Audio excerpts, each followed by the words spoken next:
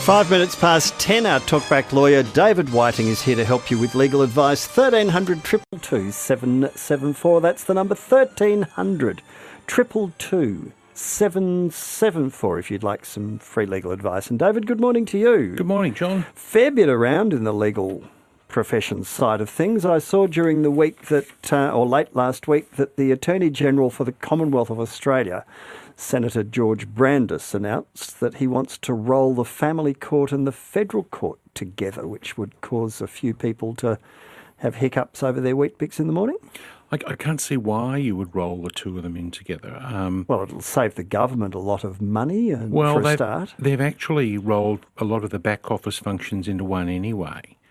So there is, earlier this year there was 120 staff that got sacked as a result of a back office restructure. Mm-hmm. We started the family court on the basis that we needed specialist judges to deal with that area of the law. And it was in itself a whole specialist jurisdiction. Yes. Almost in a loop. Yep. So that's what we did. Yep. And so I would have thought, well, we've had it for 40 years. They have incredible backlogs. And so the question is going to be, well, how is that going to make it more effective and efficient? Because if we in fact are of the view that we need people who are, in a sense, seeped in the system to understand how it works best, then what's the point of making them judges of the federal court at the same time if you're going to administratively treat them exactly the same way? I think the only thing you'll save is a chief judge's salary.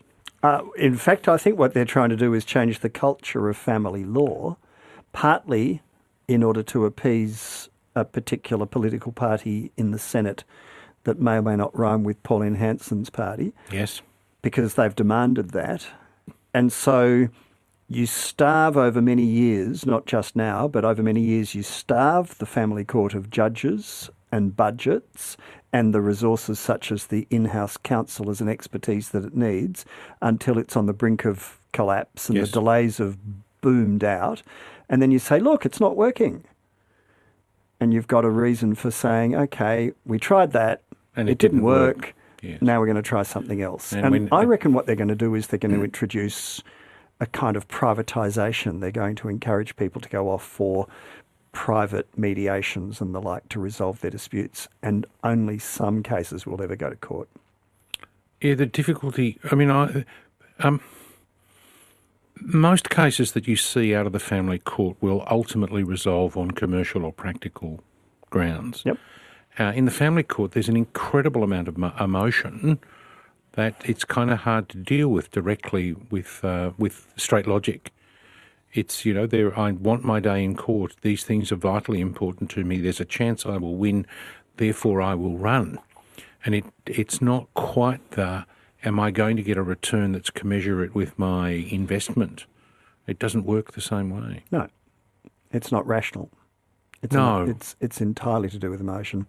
Anyway, look, we will see what eventuates there. It's interesting that when the Chief Judge of the Family Court, Dana Bryant, did retire, she was replaced, but on a short-term basis, by one of her own more junior judges, who is basically... Well, Justice Pascoe was head of the Circuit Court. The next level down. But he's 18 months from retirement exactly. age. So that's a kind of, holding pattern for the family court whilst these reforms are being pushed through. Yeah, otherwise you make all of the reforms, and what do I now do with the chief judge of a jurisdiction that doesn't exist as a standalone jurisdiction anymore? Interesting.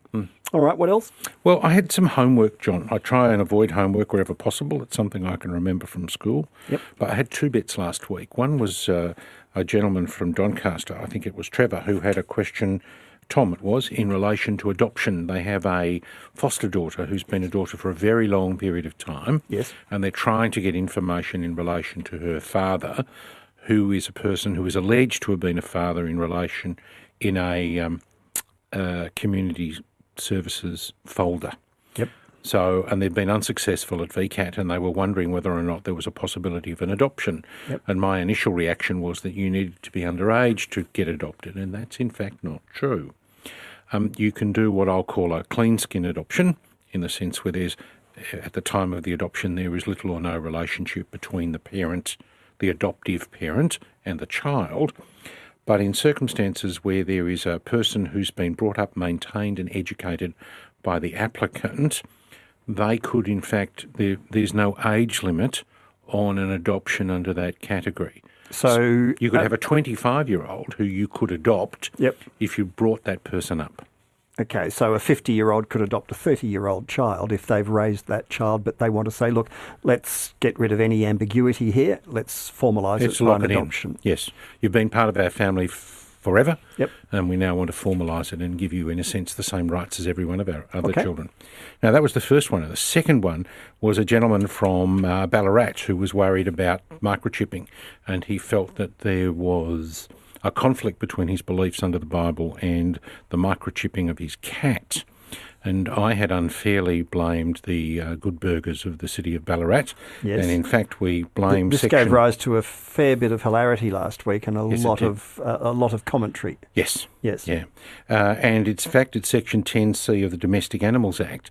And what that does is says that a council cannot, after the introduction of the legislation, register a dog or a cat that isn't, the term is, it needs to be permanently identified with a prescribed permanent identification device. Microchip. Microchip. Is a microchip a brand name? No, microchip. Why don't they just call it a microchip? Because there might be different ways of achieving the same outcome, so the legislation is slightly broader than microchip. Unless at the time the legislation was introduced, there was a different method that had been accepted by the council, because you talked at one point about tattooing. Mm-hmm. So the answer is, and then the council can come along and say, well, the alternatives don't work for us anymore. From now on, it's microchipping and nothing else.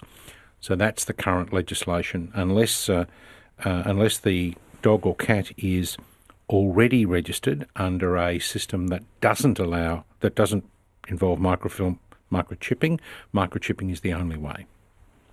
So I'm sorry for Peter of Ballarat. If he wants to keep the cat and keep the cat registered in compliance with his obligations under the Domestic Animals Act, he has to do microchipping is the only way. And there is no religious exemption. No. Which is what he was specifically saying. My version of my belief, of my version of Christianity in the Bible is that you don't microchip an animal. Yes, I'm sorry. Okay, let's get to today's callers. And Philip in Ocean Grove is first up. And Philip, good morning to you. You're through to David. Morning, guys. Look, I'll try and keep it simple, but it's a bit complicated. Went through a divorce settlement and access to kids with a lawyer. He charged me 3 times what he quoted. I went to the Victorian Legal Services Commission. They give me some of the money back and said, we'll now redo his bill under the Family Law Scale Act. So they give me a few $1,000s back. Yes. They did find that he had tripled the bill for no apparent reason and that his files couldn't be understood. They were so messy. Yes. But I was told once I'd seen the Victorian Legal Services Commission, that's it, I couldn't pursue the matter anymore. Then I was told that I could go to VCAT. Now, that's my first question to you, David. Can I go to VCAT? Well, there was a point at when what they introduced was what I'll call almost a civil complaint jurisdiction that allowed you to go and dispute the bill with the Legal Services Commissioner, and it had a upper limit that my guess is, I thought it was about $15,000. It may have risen. But what they were finding was that people were going and getting what I'll call seed funding by the VCAT application and then going off and having a proper costs dispute. My recollection is that the legislation changed so that you could do one or the other, but not both. All right? Does that make sense, Philip? So you could go along and you can say, well, you can have your day in court or your day before the Commission. Through the Legal Services Commission. But you can't do both. You can't then have a second bite at the same dispute and try and get an even better result in VCAT. It was actually the Victorian Legal Services Commission that said if you're not happy with our decision, go to VCAT. But as you just said, you don't think you're allowed to, and that's what I was always led to believe too. Well, Philip, I will research it for next week. Fortunately, never had to deal with a cost dispute to that point.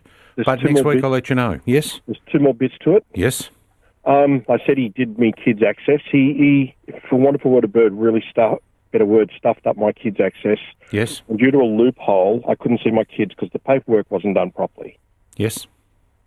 So when you say the paperwork doesn't, did the matter not come on for hearing? Was there delay in processing the order? What do you mean by the paperwork wasn't done properly? The orders that he wrote out and said were good enough to get me access to my children, there was a loophole in it that I couldn't see them and I couldn't force my ex-wife to see them. To allow you to see them?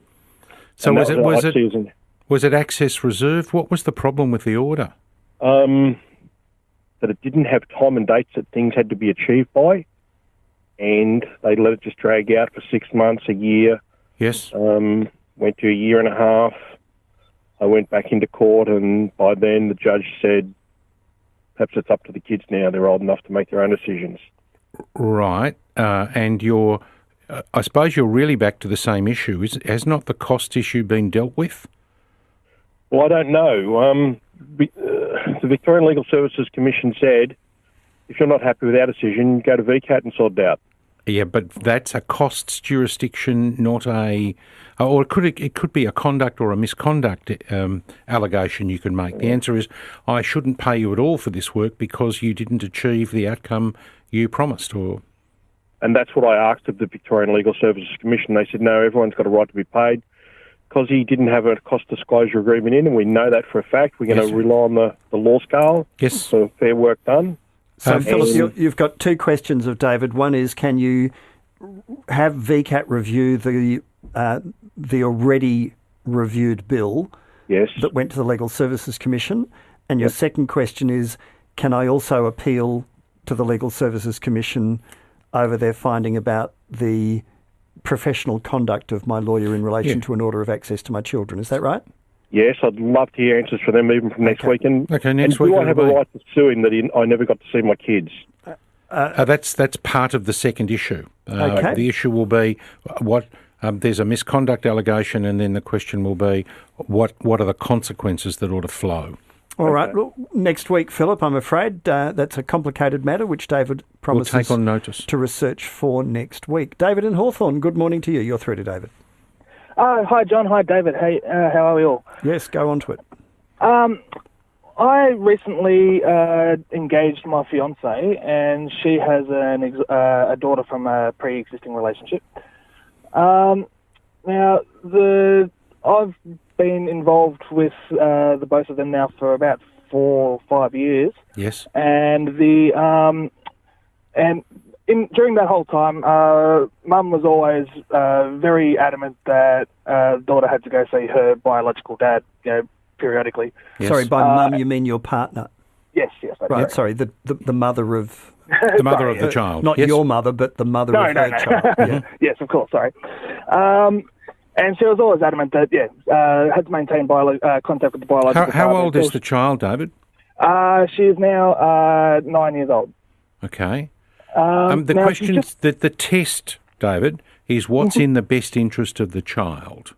Well, that's exactly what I'm getting to right now. It's just recently the child has started giving us reservations about going there, saying that she doesn't really feel safe being there. The dad is, in our judgment, a bit of a deadbeat, but that's for another matter. I'm just trying to get a bit of an overview of what my next step is in order to actually cease visitation. Is there an order in place? Absolutely not, no. If there's no order in place, then you could, the answer would be you could make him force an application to court for access. But if he has regular contact now, there's every likelihood that a court would order that there be regular contact in the future. And all you're then going to do is start costing people tens of thousands of dollars to have the argument. Even if the daughter's actually actively started saying... She's 9. Yeah. Now, and that's not enough. Well, it depends upon the maturity of the child. But I think you would find that a court would be recommending that there be some maintenance of engagement between the child and the biological parent. And the courts would usually say, no, that's a relationship that we recognise is valuable. Even though, David, you think he's a bit of a deadbeat, the courts will say, but he is the biological father.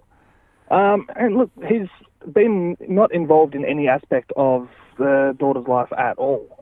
Well, no, that's not quite right, because you did tell us that they saw each other semi-regularly.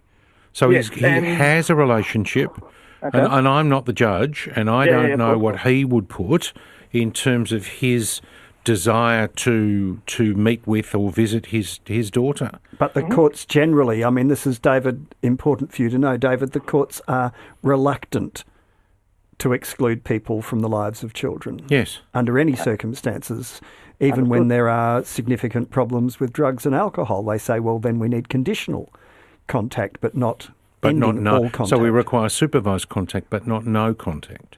Okay, that's fair enough. Look, that gives me a great place to start. Thank you very much. Thank you, David. All righty, good on you, and I hope that is of some help for you as well. Simon in Phillip Island, good morning to you. Good morning, David and John. I have a short-term rental property on Phillip Island. For 2014, 15 and 16, I rented the property to a company that employs 400 people for the MotoGP. Yes. On the 23rd November last year, after numerous requests, I asked if they wanted to book it for the 2017 MotoGP. And they replied, yes, can we book it again for the same time frame? Yes. And presumably you didn't increase the fee for the period? No, it's been the same. And when did they bail out? On the 9th of October, I sent an invoice and details about the house. Yes. And I got an automatic out-of-office reply. Yes. For the person I was dealing with. I rang the company and they said, no, we haven't got the contract this year for the GP. So we're not doing it anymore. Yep. Yes. So with 2 weeks to go, usually people down here book their properties well 6 ahead. months to talk well ahead. So you missed out. Did your house stay empty this year? And that's it stayed empty, and I missed out on the biggest week of the year. For me. And you want to know if you can income. recover it from them, So Simon, the question is really whether or not the email exchange you had in November constituted a binding agreement. November last year. November last year. Yep. Was a binding agreement for October this year. Have a look at the emails. That's my question. I haven't seen the emails from the way you've described email it. says, okay, I have it here and I'm reading it, and they say, afternoon, Simon, can we please book it again for the same time frame across the MotoGP 2017 weekend? Then yes, you do have an enforceable contract. You'd have a crack at getting the money, wouldn't you? Absolutely. I would be going to VCAT rather than anywhere else. And then what attempts did you make to rent it in the 2 weeks between the we don't want it anymore and the MotoGP? I rent the house through Airbnb, Stays and Booking.com. I put it immediately... I'm saying, did you get a response? No, I didn't get any response. Well, that's your evidence that you've endeavoured to mitigate your loss. I'd be going for the full amount. Yes, okay. Thank you. VCAT. VCAT, no worries, yes. okay. Thanks you, Simon. Very much. I just wanted to know. The missing piece in the puzzle, I suppose, is when did the potential company tenant find out that it wasn't going to be going to Phillip Island? And if they knew months and months before, then they ought to have cancelled the accommodation then. But if even if they only knew 2 weeks before, it's still their issue, John. Yeah. They knew months and months and before, I presume, because after last year's GP, they said our tender is up. We'll know soon whether we get it back. So it was someone just forgot to cancel the accommodation. Somebody forgot to tell me. Yeah. Okay. Well, Simon, off you go. All right. Thank you very much. And good luck. David in Essendon. Hi, David. Hello. Good morning. Morning. My question is, how hard is it to do exercise mum's will without a solicitor? When you say exercise, do you mean give effect to or sign? Yeah, give effect to. So mum's gone? Yeah, and there's her aged care bond to be distributed amongst myself and 4 other siblings. No, your mum's assets will be, of which the major one will be the refund of the accommodation bond. Is that right? Correct. That's correct, The Act says that you can't have the bond back till you get a grant of probate or letters of administration, so you will need one. Yeah. If that's all the assets, if that's the only asset, it's a reasonably straightforward exercise. Right. And there is all the forms are now on the Supreme Court website. There just isn't a how-to guide. Legal Kits of Victoria will sell you a kit. I don't know how much they are these days, but if you look at Legal Kits of Victoria or Probate Kit Victoria, have a look on the net. Have you got lots of spare time, David? I'm retired, but I'm my son's got me working for him, so it's kept me busy. But I mean, it just comes down to whether you want to put in the time that inevitably is involved, and when you're not familiar with the steps involved, you make mistakes and you've got to go back and do it again, and there's a bit of sitting in queues and lodging documents and all that sort of stuff. But it's certainly doable. Yeah. The thing that struck me when I went online to Supreme Court Victoria was that the links seemed to be saying, solicitor sort of thing. Well, look, you have to look at it from their point of view. As a general proposition, people who do it all the time do it better. True, it doesn't mean that you can't do it as well. I'm not going to say that for a moment.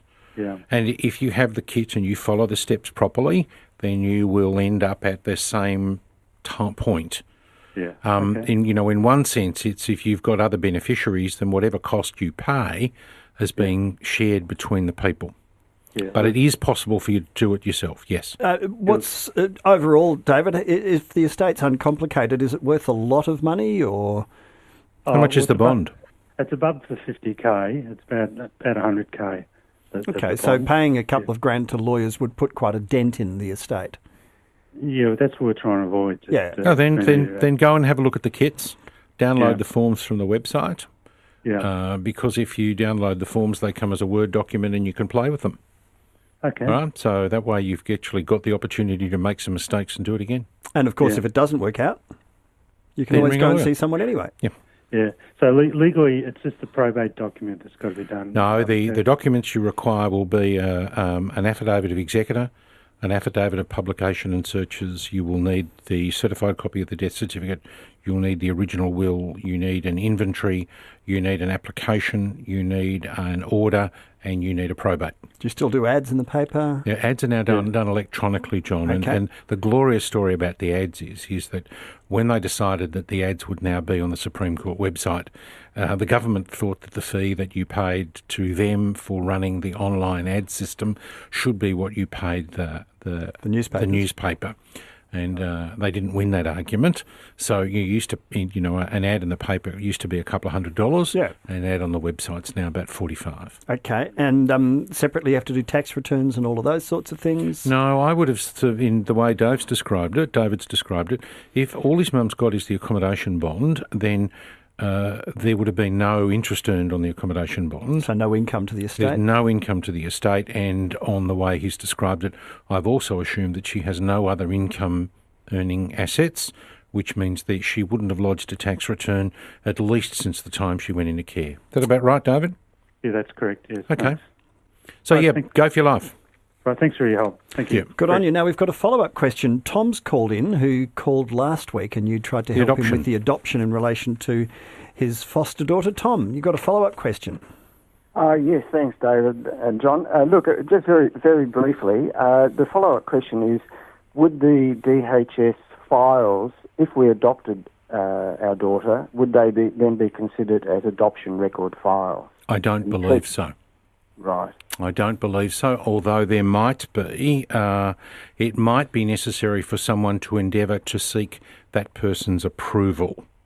So if there are documents that are filed with the registrar under the Status of Children Act, under which he might have acknowledged that he was the father, then there will be his approval required. Right. So there are a couple of provisions. I looked at the Adoption Act over the weekend in relation to the consents that are required. And it may be if that there's never been an acknowledgement by this person and he doesn't appear on the birth certificate, then in those circumstances, and yes, but there's also no maintenance order which has been declared against him. So none of those sorts of things, then it's quite possible that he will be irrelevant to the adoption process. All righty. Right, okay. Thanks very much, David. All right, good luck thank you, Tom. with that. Very much good luck. Paul's called on the talkback too. Good morning to you, Paul. You're through to David. G'day, Dave. How you been? Very well, thank you, Paul. Now, I had a little motor vehicular accident, and I'm overawed with the aggressiveness of these debt recovery agencies. It's amazing. Yep. What have they threatened you with? Oh, basic number of 2 to 3, well, certainly 1, if not 2 to 3 phone calls a day for a month. And when they'd ring you, what they do is they put you on a recorded message. Oh, so it's the recording that rings you? Yeah. Yes. But what they're doing is they're doing the guilt trip thing. in the sense what they're doing is they're forcing people to listen to these recorded messages, and they're basically giving them an earful. If you don't find this money, you're bad debt and credit ratings and all And I this take crap. it, Paul, that your credit rating's not particularly important to you. Mate, I'm homeless. I've been homeless 15 years or whatever, and my life ain't going to change, and I'm being hammered by these people. And how do I get help over this? Well, help in what sense? Help in, I mean, you can certainly complain about the intensity and frequency of the phone calls. Yeah. So there is an ombudsman that deals with these kinds of issues, and there's also a code of conduct that the debt collection people are designed to follow. Tell me, what's the value of your car? My car? My home? Yes. My home would be worth probably $1,000. So do you have any other assets or bank accounts or anything, Paul? Tools of trade, and that's it. Okay, so, I mean, David... My net worth's under $10,000. Yeah, why couldn't Paul just completely ignore the debt collectors for the insurance company? Oh, very easily. Just go and get another mobile phone, Paul. What I'm concerned about, right, I've given them 2 mailing addresses. Yes. And I've made it clear to them that I am transient. I yes. am. Yep. I'm concerned that these scumbags will use the legal system and somehow issue a writ or whatever, drag it through the magistrate's court without me having any knowledge or involvement, end up with a judgment which I can't pay. Okay. Paul. Paul, what region of Melbourne are you usually in? Out of Northern. Out of Northern. So what you can do is if you go out to West Heidelberg or La Trobe Uni, there's a free legal service that will help you write what's called the Haven't Got a Cracker letter. And it goes off to the insurance company and it says, we represent Paul, who's of no fixed address and has no assets, and you think that he's going to pay you some money. He hasn't got any money to give you. You're wasting time. Go away. And they'll write a letter for you.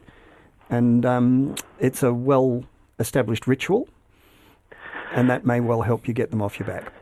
The guilt and the shame that we feel, the denigration and the way that we get demeaned in society appalls me. Yep, and that's why the free legal centres are there, Paul, to exactly help you deal with some of what otherwise can be overwhelming and anxiety-creating problems that can be made to go away just if someone helps you write the correct type of letter. So I'm no longer a human being. We're bad debt according to the Federal Treasurer. Well, you're not as far as I'm concerned, and there's plenty of people who in the legal profession are prepared to help you. You just need to find one of them. So, Paul, the La Trobe Uni Legal Service? Yeah. It's mostly for the community of the university, but I think the West Heidelberg is up that way. Obviously, Fitzroy Legal Service, Paul, in the old Fitzroy Town Hall will help you if you want to go into there. It isn't an impossible fix. No, it's in fact a very possible fix. It's simply a question of persuading the insurance company or the debt collector who now owns the debt that you are in fact, you've got no money, that a judgment will be putting good money after bad, that bankrupting you will be putting more good money after bad, and at that stage they will simply walk away from you. But they need to be satisfied that there's nothing there they can chase. So you need someone to sit down, go through, collect a statement from you and put it out on the right sort of letterhead that they recognise is with some bona fides behind it, in order to say, OK, he's one that we just put a line through and we write it off, and that's the end of it. And then, Paul, you've got to explain the address that you use on your driver's licence. Who does it belong to? You know, it's my cousin's, it's a friend's, it's whatever it is, but I don't live there, I have no ownership interest in it. It's just so that I'm reasonably certain that every now and then if something turns up, I'll get it. Well, my mailing addresses is all through post office boxes. Yeah, but you can't have a mailing, your driver's licence needs a physical address, not a mailing address. Yeah. And that's 1,700 kilometres. No. Don't tell us where it is. Don't tell me where it is, We're getting Paul. a bit twitchy. Don't want to know. Okay. Paul, so Fitzroy Legal Service in the old town hall, Fitzroy Town Hall, just back of Brunswick Street. Or up in Darebin there's one. There's another one up in West Heidelberg in the northern suburbs. And they will help you with the letter. It's called, you go in and say, I've had a car crash, I've got nothing, I need a haven't got a cracker letter, and they'll know what you're talking about, okay? Very techo term. Yeah, it's high tech, very high tech. Okay? Thank you. And Thank you, Paul. Yeah. I'll pop you back to my producers, and if you get stuck, we'll make sure someone helps you out. So there you go. And it is overwhelming sometimes for people, David, and things that if you're legally literate, you take it in your stride. For other people, it can completely throw them off balance. Absolutely, John. In a sense, it's not even a person at the end of the phone. It's a computer ringing, Paul. Yeah. And in your mind, the anxiety builds up, and it becomes calamitous when it's in fact something that can be managed. Not Managed super to go easy, away. but it can be made to go away. Absolutely right. And that's why you come in every Tuesday. Thank you, John. And that's why you do such a great job. Thank you indeed, David. David Whiting, our talkback